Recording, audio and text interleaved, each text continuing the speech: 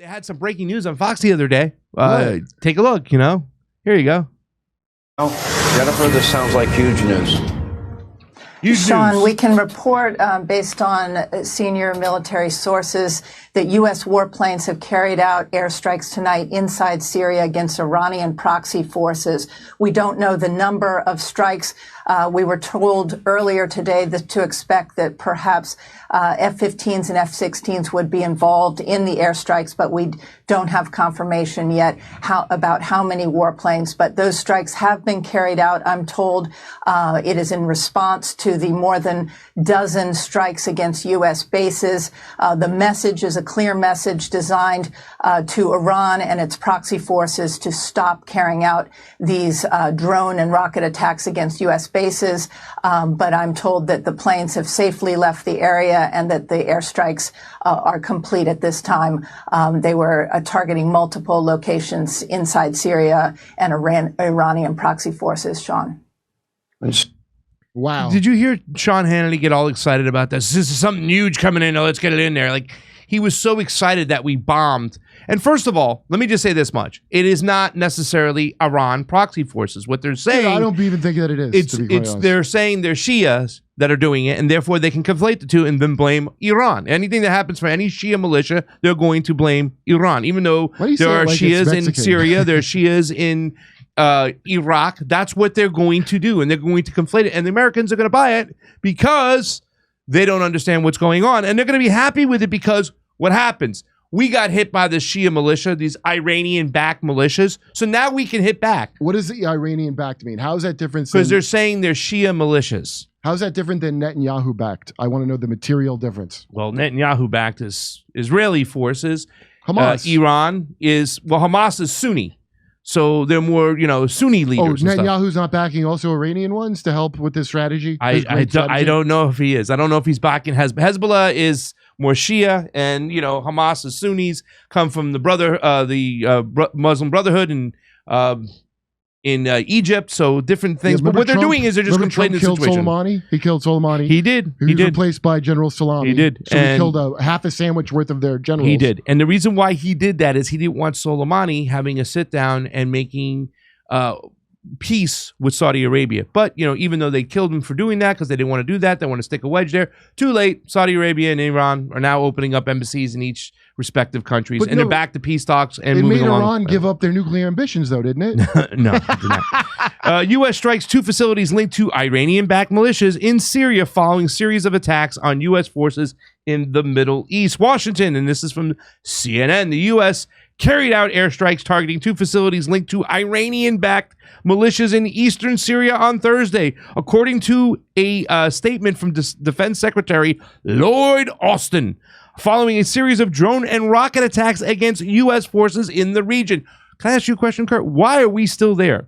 The statement said the facilities have been used, why were they there in the first place, been used by Iran's Islamic Revolutionary Guard Corps and affiliated groups. So the Revolutionary Guard, or the actual defense mechanism, it's like the IDF of Israel. This is the Revolutionary Guard, is what it is to Iran. So you're hitting their country's forces directly. The strikes carried out by a pair of F-16 fighter jets used precision-guided munitions, targeted a weapons of ammunition storage facilities in Abu Kamal near the border between Syria and Iraq, which they'll always tell you that they were hitting weapons. Might be a hospital, might be a school, but we were going after weapons. You never know. There's no such thing as precision when it comes to those attacks, and they don't give a shit who they're blowing up and who they're killing. Austin described the strikes, which were ordered by President Joe Biden, as narrowly tailored in self-defense, and emphasized they are separate from the ongoing conflict in Gaza. Are they? By the way, self-defense, like if a guy comes in your house and just starts living there, yeah, and you shoot him. Yeah. That's he directly accused Iran of having a role in the attacks on U.S. forces, saying in the statement, Iran wants to hide its hand and deny its role in these attacks against our forces, which at the end of the day, he's full of shit. Because just because they're Shia forces or Shia militias inside Syria, that doesn't mean they were paid for by Iran. Okay? That means they're just pissed off that the Americans are doing what they're always doing, occupying their land. And now they had enough, and they're saying, get out. Well, all this means is we're going to have a World War III, whether you kids like it or not. So pack your stuff, kiddies. We will not let them, says Austin. Also, Austin also promised further strikes if the attacks by Iran's proxies continue. So you could just blame anybody you want. You don't need proof. Just same religion, bomb the facility, blame Iran. Yeah, obviously. So this is from Jason Brodowski. 19 American service members stationed in Iraq and Syria have been diagnosed with traumatic brain injury after rocket and drone attacks from Iran-backed militants. They'll probably get promoted all the way up to the top with that. These are the things we have to keep an eye on. Traumatic brain injury? They could be president. All right, yeah. Some of these kids might be messed up for life. Who knows? But as we start seeing more deaths, that's when the talks will heat up. It's going to take American deaths before the public starts screaming about it and saying, why are you doing this? Why are you even in Syria in the first place? Yeah, but that's the thing. American deaths in Syria are making me say that. They're not making me say we got to go fight. Yeah. It's making me say, why were you there? Yeah. Why are we there? So a lot of people are going to say that. You want to know why we're there? Let's listen to a representative from the Pentagon tell us why we're there. The United States still had compelling forms of leverage on the table to shape an outcome that was more conducive and protective of U.S. interests. And we identified 4. So the first one was the 1/3 of Syrian territory that was owned via the U.S. military with its local partner, the Syrian Democratic Forces. Now, this was a light footprint on the U.S. military, only about 1,000 troops over the course of the Syria Study Group's report. And then the tens of thousands of forces, both Kurdish and Arab, under the Syrian Democratic Forces. And that 1/3 of Syria is the resource-rich, it's the economic powerhouse of Syria. So where the hydrocarbons are, which obviously is very much in the public debate here in Washington these days, as well as the agricultural powerhouse. But we argued that it wasn't just about this 1/3 of Syrian territory that the U.S. military and our military presence owned, both to fight ISIS and also as leverage for affecting the overall political process for the broader Syrian conflict. So this scumbag war pig, yes, just so you know, when you watch that awful chick that got hired to censor you on Twitter by Elon, yes, or any of these maniac broads that run corporations and they screw things up because they're psychopaths. Yeah. That's this is like a Kathleen Kennedy of Disney. Yeah. And what she said pretty much is that, number one, it's a light footprint for the American troops, only 1,000 there.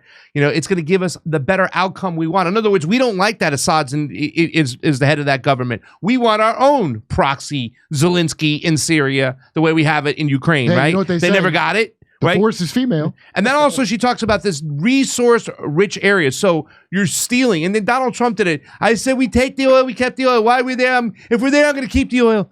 But I mean, literally talking about taking their food, their energy, hydrocarbons, everything that Syria needs, right?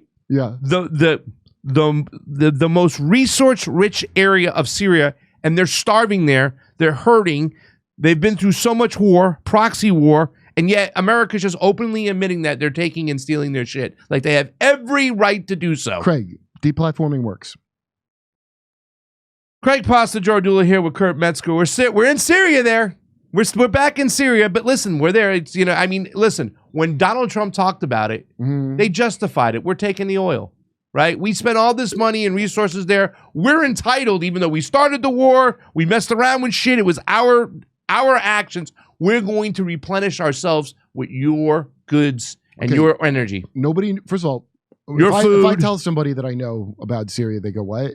Okay, the only thing. They don't even know we're there. Yeah, secondly, which is wild that Trump got in trouble for saying we're taking their oil, that was such a big boo-boo. Because don't worry, the dim bulbs that live here don't know anything about it.